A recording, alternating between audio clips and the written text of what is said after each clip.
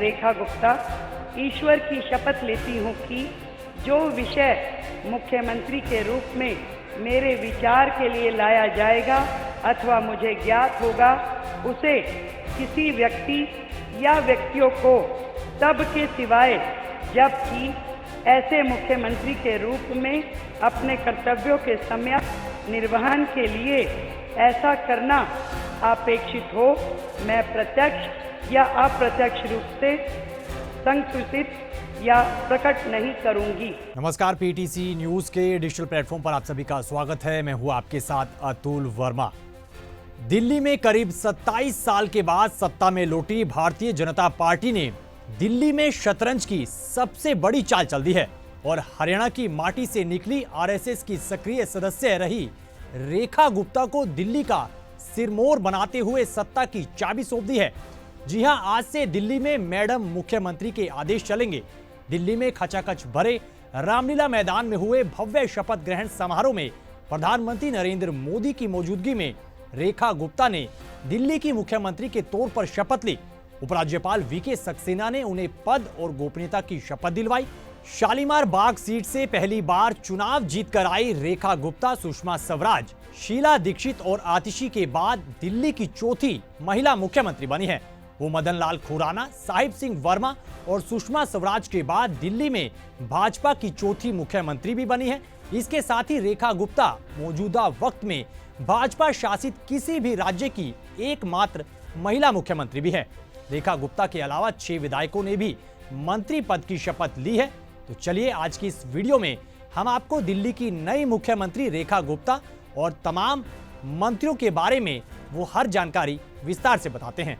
हरियाणा की माटी से निकली रेखा गुप्ता के सिर सजा सीएम का ताज। हरियाणा के जींद जिले के जुलाना में 19 जुलाई 1974 को जन्मी रेखा गुप्ता छात्र जीवन से ही संघ से जुड़ गई थी। काफी वक्त तक उनका परिवार जींद के जुलाना में रहा। उसके बाद उनका पूरा परिवार दिल्ली शिफ्ट हो गया और दिल्ली में छात्र राजनीति के साथ रेखा गुप्ता ने अपनी शुरुआत की। साल 1994-95 में रेखा गुप्ता दिल्ली के दौलत राम कॉलेज में स्टूडेंट विंग की सचिव रही। साल 1996-97 में दिल्ली यूनिवर्सिटी स्टूडेंट यूनियन की अध्यक्ष रही। इसके बाद साल 2007 में दिल्ली के उत्तरी प्रीतमपुरा वार्ड से रेखा गुप्ता पार्षद चुनी गई।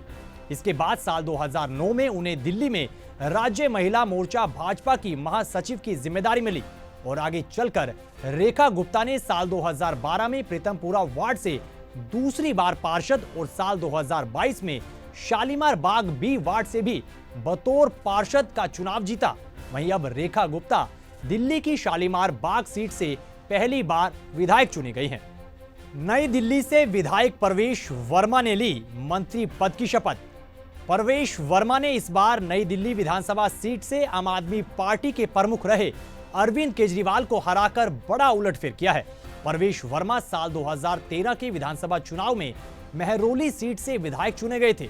उन्होंने 2015 में पश्चिमी दिल्ली सीट से भी भाजपा उम्मीदवार के तौर पर लोकसभा का चुनाव जीता था। इसके बाद साल 2019 में उन्होंने फिर से पश्चिमी दिल्ली लोकसभा सीट से चुनाव लड़ा और करीब 5 लाख से ज्यादा वोटों के अंतर से जीत हासिल की।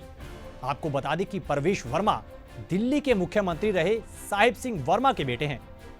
करावल नगर से विधायक कपिल मिश्रा बने मंत्री, निभाएंगे बड़ी भूमिका। कपिल मिश्रा की पहचान भाजपा के फायर ब्रांड नेता के रूप में होती है। पार्टी ने उन्हें इस बार करावल नगर सीट से टिकट दिया था। बीजेपी की सरकार में कपिल मिश्रा एकमात्र ऐसे मंत्री हैं जिन्हें सरकार में मंत्री पद संभालने का अनुभव है।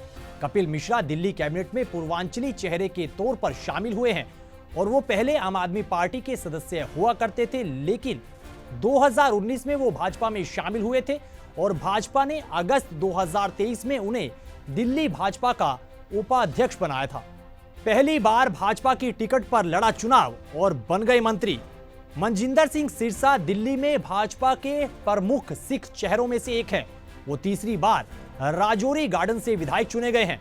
मनजिंदर सिंह सिरसा दिल्ली के सबसे अमीर विधायकों में भी शुमार है। उनके पास 248 करोड़ रुपए की संपत्ति बताई जाती है। उन्होंने अपनी चुनावी राजनीति की शुरुआत साल 2007 में दिल्ली नगर निगम चुनाव में बतौर शियद उम्मीदवार के तौर पर की थी और वो चुनाव जीते थे। लेकिन दिसंबर 2019 में उन्होंने अकाली दल छोड़कर भाजपा ज्वाइन की।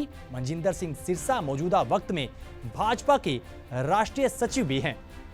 अगला जिक्र रविंदर इंदराज का, जो कि बवाना सीट से जीत कर आए हैं। रविंदर दलित समुदाय से आते हैं और भाजपा ने अपने कैबिनेट में जातिगत समीकरण बिठाते हुए उन्हें कैबिनेट में शामिल किया है। इंदराज भाजपा के अनुसूचित जाति के मोर्चा के राष्ट्रीय कार्यकारिणी के सदस्य भी हैं। उनके पिता इंदराज सिंह भी नरेला सीट से विधायक रह चुके हैं। इंदराज ने बवाना सीट पर आम आदमी पार्टी के विधायक जय भगवान उपकार को करीब 31,000 वोटों के मार्जिन से हराया है। जनकपुरी से विधायक आशीष सूद आखिरकार बन गए मंत्री। आशीष सूद दिल्ली में भाजपा का पंजाबी चेहरा है। आशीष सूद ने अपने राजनीतिक सफर की शुरुआत दिल्ली यूनिवर्सिटी से की थी। उन्होंने कॉमर्स में डिग्री हासिल की और छात्र राजनीति में सक्रियता दिखाई। एबीवीपी से जुड़ने के बाद कई पदों पर रहते हुए छात्र राजनीति में उन्होंने अपनी छाप छोड़ी थी। इसके बाद आशीष सूद दिल्ली यूनिवर्सिटी छात्र संघ के अध्यक्ष भी रहे। साल 1980 के दशक में बोफोर्स घोटाले जैसे भ्रष्टाचार के खिलाफ हुए काफी आंदोलनों में उन्होंने नेतृत्व भी किया था।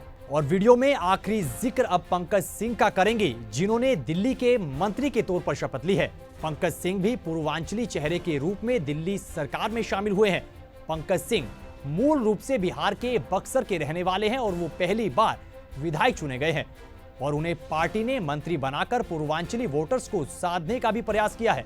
पंकज सिंह पेशे से एक डेंटिस्ट हैं और उन्होंने अपने राजनीतिक जीवन की शुरुआत बतौर पार्षद की थी। उनके पिता एमसीडी में एडिशनल कमिश्नर भी रहे हैं। फिलहाल इस वीडियो में इतनी जानकारी। आपको ये जानकारी कैसी लगी जरूर बता सकते हैं वीडियो के कमेंट बॉक्स में। बाकी देश और प्रदेश की खबरों के लिए बने रहिए पीटीसी न्यूज के तमाम डिजिटल प्लेटफॉर्म के साथ। दीजिए इजाजत, नमस्कार।